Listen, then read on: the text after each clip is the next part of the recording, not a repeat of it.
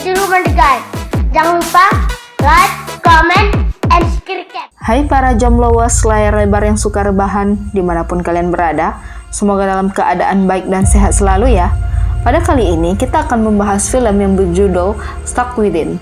Film ini menceritakan seorang janda kembang yang dimata-matai oleh seorang pria operator petugas keamanan rumah. Berawal dari memata-matai, berujung dengan obsesi untuk memiliki sang janda. Akankah pria ini bisa mendapatkan hati sang janda atau malah para jombloers layar lebar yang mendapatkannya? Hehehe, tapi sebelum kita lanjut ceritanya, jangan lupa untuk subscribe, share, dan like serta aktifkan tombol loncengnya ya. Terima kasih. Terima kasih sudah klik video ini. Tapi jangan lupa guys, klik tombol subscribe karena subscribe itu gratis. Dengan subscribe kamu support channel ini terus untuk upload hampir setiap hari. Ingat, subscribe itu gratis. Gak ada ruginya kamu klik tombol subscribe guys. Selamat menonton. Enjoy. Di awal film diperlihatkan seorang mama muda yang bernama Sarah Grant. Sarah terlihat sedih ketika melihat foto suaminya yang telah meninggal. Sang ibu lalu memberikan dukungan kepada Sarah agar tetap semangat menjalani hidup bersama anaknya yang bernama Jalen Grant. Tak lama kemudian, datanglah seorang petugas keamanan rumah dari perusahaan safe house. Petugas tersebut datang memasang alarm dan kamera di dalam rumah Sarah. Petugas selalu menjelaskan fungsi alatnya, yaitu alarm berbunyi jika ada yang merusak pintu rumah dan kamera menyala ketika alarm berbunyi. Serta kamera canggih tersebut dapat mengeluarkan suara ketika ada penjahat yang masuk, di mana suara tersebut berasal dari petugas safe house yang selalu memantau keadaan rumah. Terlihat seorang pria yang bernama Gary datang ke perusahaan safe house. Gary datang untuk melamar pekerjaan dan mengikuti sesi wawancara. Kemudian Gary menceritakan jika ia memiliki banyak pengalaman kerja di bidang keamanan. Selain itu, ia juga memberitahu jika ayahnya adalah seorang polisi. Mendengar penjelasan itu, akhirnya Gary diterima di perusahaan safe house sebagai operator pengawas kamera. Di pagi hari, terlihat Gary yang saling memperkenalkan diri dengan rekan kerjanya yang bernama Triana. Gary juga bercerita kepada Triana bahwa ayahnya adalah seorang polisi. Sedang asik ngobrol, salah satu teman mereka yang bernama Kevin membuka penghangat makanan yang mengeluarkan bau tidak sedap. Gary yang kesal dengan bau itu, lalu menegur Kevin dengan nada tinggi. Melihat sikap Gary yang temperamen alias emosian membuat Triana langsung menenangkan Gary. It's not that serious. Okay, Gary, it's just popcorn, just a little popcorn. Terlihat Sarah mengantarkan Jalen ke sekolah. Karena terburu-buru, tas Jalen yang ketinggalan diantarkan oleh Sarah. Lalu tak sengaja Sarah bertemu dengan teman lamanya yang bernama Frank. Frank berkata jika ia turut berduka cita atas kematian suami Sarah. Lalu Frank juga memuji Sarah yang semakin terlihat cantik. Sarah yang kegeeran pun tersenyum manis lalu menanyakan perihal kerjaan Frank. Frank memberitahu jika ia bekerja sebagai guru kelas 6 dan memiliki seorang putri yang bernama Zoe. Zoe juga bersekolah di tempat ini. Sebaliknya, Frank juga menanyakan kerjaan Sarah. Sarah berkata jika ia bekerja sebagai agen properti. Di rumah, Sarah yang sedang sibuk bekerja dikagetkan dengan bunyi alarm di mana ada seorang penjahat yang mencoba membobol pintu rumahnya.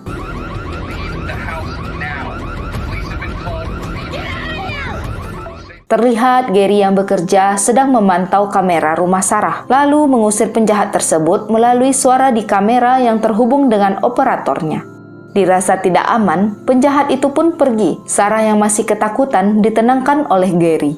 Lalu Gary memperkenalkan dirinya kepada Sarah melalui suara di kamera. Dan Sarah pun merespon dengan mengucapkan terima kasih. Tak lama kemudian polisi pun tiba di lokasi rumah Sarah, lalu disusul dengan kehadiran sang ayah.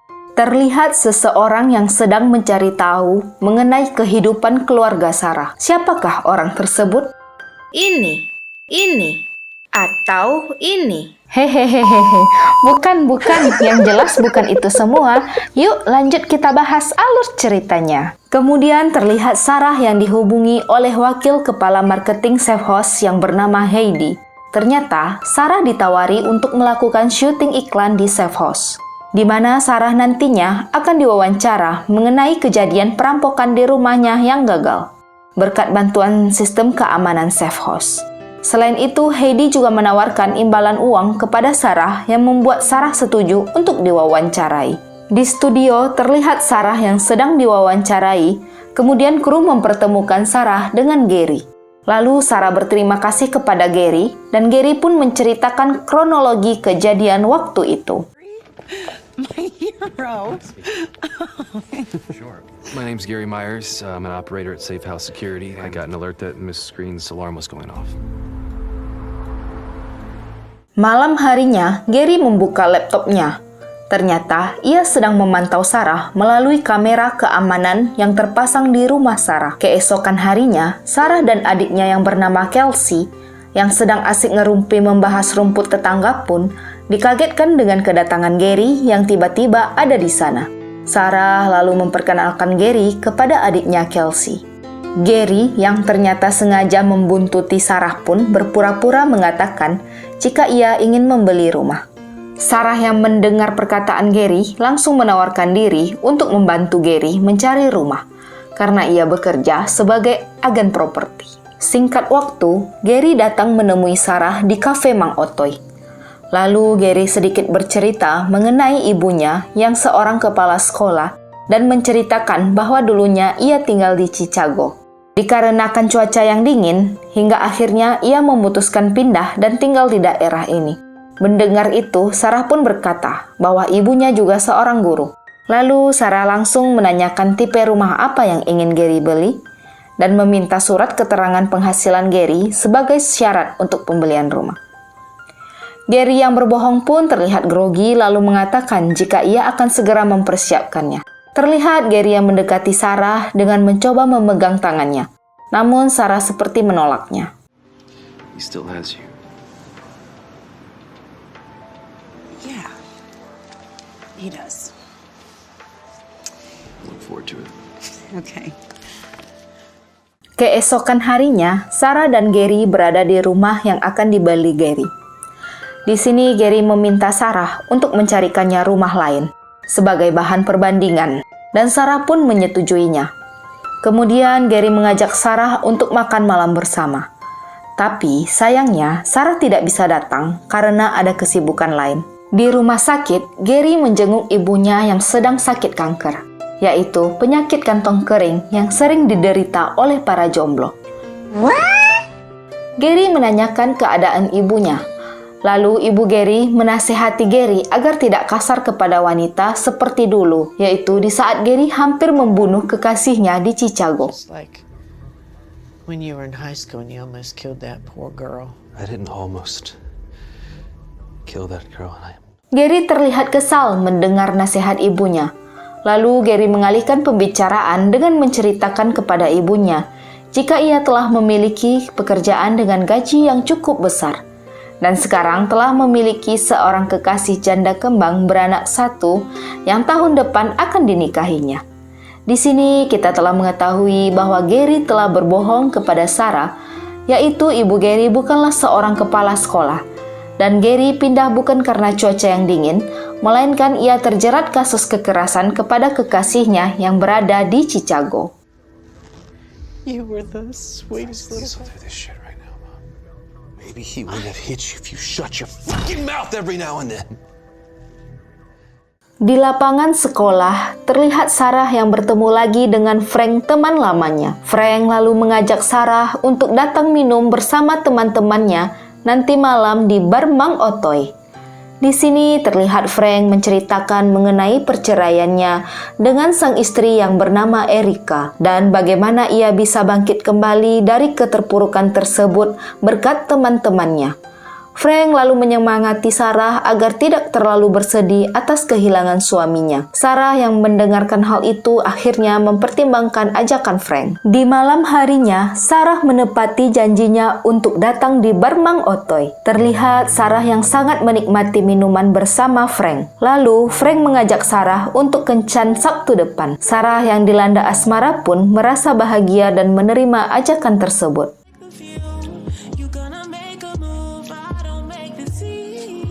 Maybe next Saturday? Get something to eat. Maybe some live music somewhere. Let's do it. Cool. Singkat waktu, Sarah yang sedang bekerja bertemu dengan 2 orang kliennya yang akan membeli rumah. Sarah lalu menyuruh mereka untuk melihat setiap ruangan di rumah itu. Di saat Sarah sendirian, tibalah Gary yang membuat Sarah kaget atas kedatangannya. Gary lalu mengatakan jika ia ingin menunda pembelian rumah dan ingin mengajak Sarah berkencan. Sarah yang tidak menyukai Gary lalu menolak ajakan tersebut. Lalu Gary mengungkapkan perasaannya kepada Sarah. Tetapi Sarah mengatakan jika hubungan mereka hanyalah sebatas teman. Mendengar itu, Gary yang terlihat kesal lalu pergi meninggalkan Sarah. Terlihat Gary yang sedang memantau dan mendengar pembicaraan Sarah dengan Kelsey melalui kamera yang terhubung dengan HP-nya. Gary mendengar jika Sarah akan pergi berkencan dengan Frank. Saking terobsesinya dengan Sarah, Gary menyelinap masuk ke dalam rumah Sarah, lalu memasang kamera tambahan di setiap sudut ruangan rumah Sarah.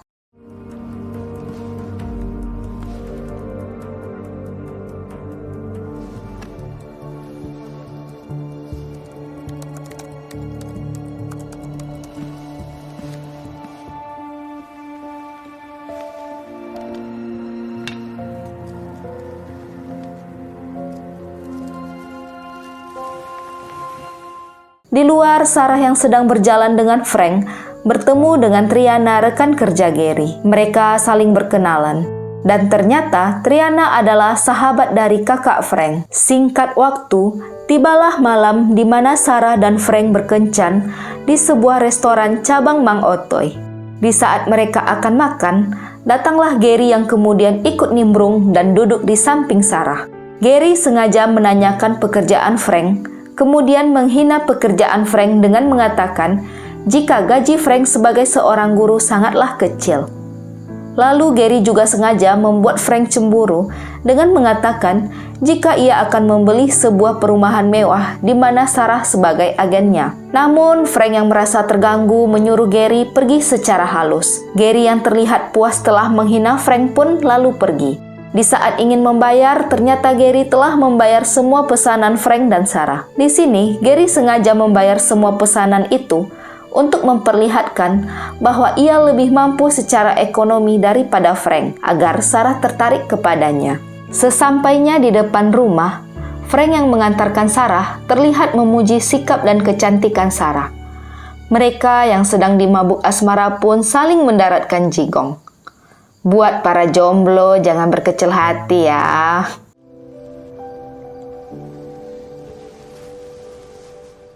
Lalu terlihat Gary yang sedang memantau mereka. Di pagi hari, Gary datang menemui anak Sarah yaitu Jalen.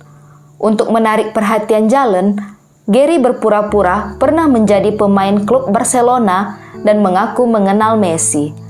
Mendengar hal itu, Jalen yang polos meminta Gary untuk mengajarkannya bermain bola. Lalu Gary mengajak Jalen ke lapangan sebelah ujung. Tetapi Jalen meminta izin ibunya dulu.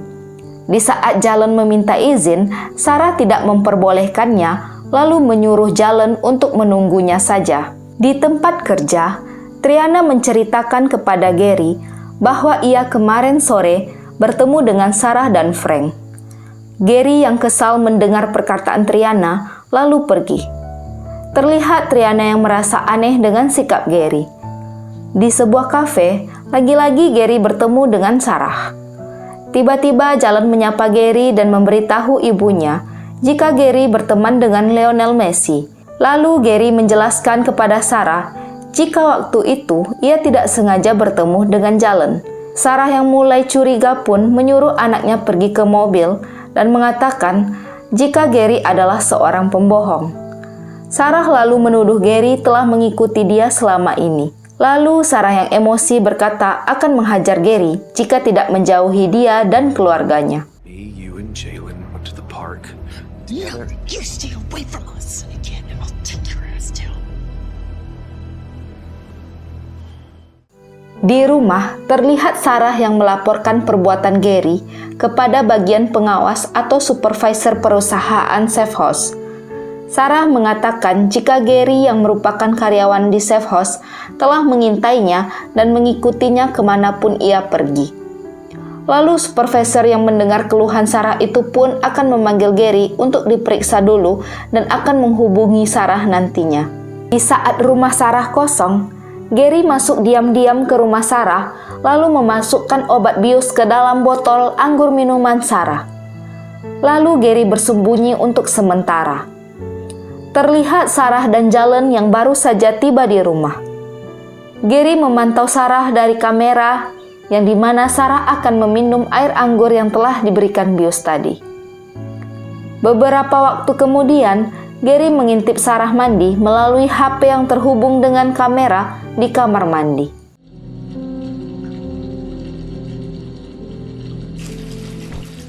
Singkat waktu, Sarah yang sedang menelepon Frank sambil meminum anggur tadi pun mulai merasakan ngantuk yang luar biasa.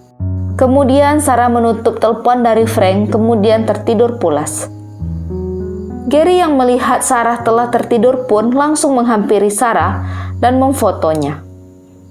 Di saat Gary akan memperkaos Sarah, tiba-tiba Gary mendengar langkah Jalen dan membatalkan aksinya.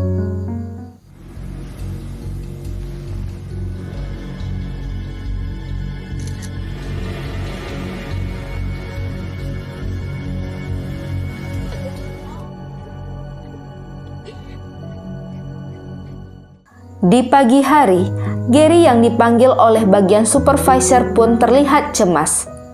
Ia mengira akan ditegur atas laporan Sarah, namun faktanya tidak. Justru Gary diberitahu akan naik jabatan. Kok bisa gitu ya? Lanjut. Di saat Triana melewati meja Gary, ia melihat ponsel Gary yang sedang memantau posisi seseorang. Namun belum sempat memastikan siapa orang tersebut, Gary pun datang. Gary hendak mengunjungi ibunya, namun salah satu perawat mengatakan jika ibu Gary telah meninggal. Terlihat Gary yang putus asa. Gary yang merasa frustasi pun kini nekat menghampiri Frank yang akan keluar rumah untuk bertemu Sarah. Gary lalu menghajar Frank hingga pingsan.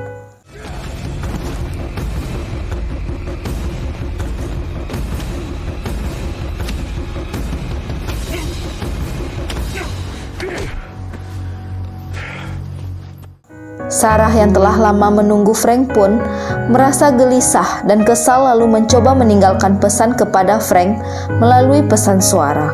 Di tempat lain terlihat Triana yang sedang mencari tahu identitas Gary, akhirnya mengetahui jika ayah Gary bukanlah seorang polisi, melainkan seorang tahanan penjara. Keesokan harinya, Sarah yang sedang membuka media sosialnya melihat beranda Frank yang dipenuhi dengan kiriman ucapan semoga lekas sembuh. Di kantor, Triana menemui rekan kerjanya yang bernama Donald.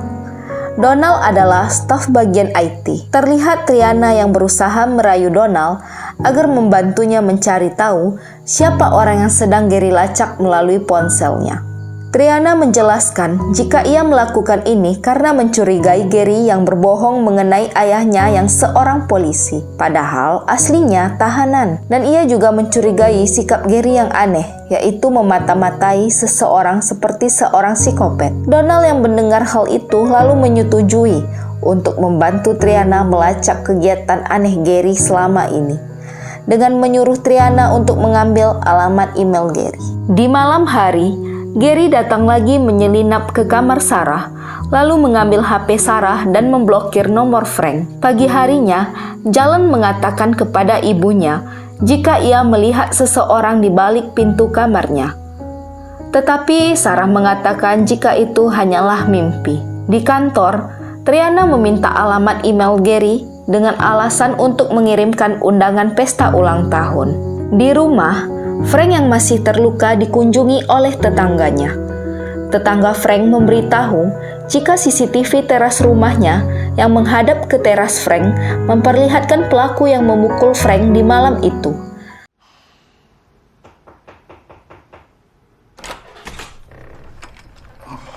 Damn, man.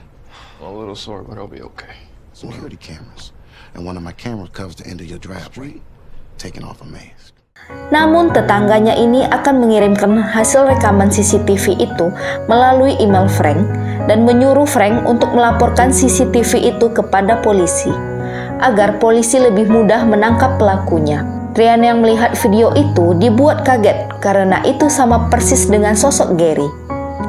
Lalu di kantor, Triana yang sedang berkomunikasi dengan Donald diberitahu Donald bahwa Gary sudah meretas satu akun Safehouse dan selama ini ia memantau salah satu klien Safehouse, yaitu Sarah. Selain itu, Gary juga sudah 3 kali mematikan sistem keamanan Safehouse agar dia bisa masuk ke dalam rumah Sarah. Mendengar itu, Triana langsung menghubungi Frank dan menceritakan semua tindakan Gary. Triana lalu menyuruh Frank untuk menghubungi Sarah secepatnya. Namun sayang, di HP Sarah nomor Frank telah diblokir Gary. Di kantor, Triana dan Donald melaporkan tindakan Gary kepada supervisor mereka. Namun ditolak dengan alasan akan mencemari nama perusahaan mereka. Akhirnya, Triana dan Donald berusaha sendiri untuk membobol akses kamera di rumah Sarah, supaya mereka lebih mudah memantau keadaan Sarah yang ada di dalam bahaya. Sarah yang berjalan menuju ruang tamu dibuat kaget karena melihat hidangan di atas meja. Lalu Gary muncul dari belakang Sarah yang membuat Sarah ketakutan. Gary mencoba mengajak Sarah untuk mencicipi hidangan itu. Sarah yang merasa tidak bisa kabur mencoba merayu Gary dengan berpura-pura mau mengikuti apapun keinginan Gary. Mulai dari minum hingga diajak berdansa. Di saat berdansa, Sarah berusaha merayu Gary sembari berusaha mengambil sebuah pisau di atas meja. Saat pisau sudah di tangan Sarah, Sarah lalu menusuk punggung Gary. Tetapi Gary yang masih kuat pun berusaha menangkap Sarah.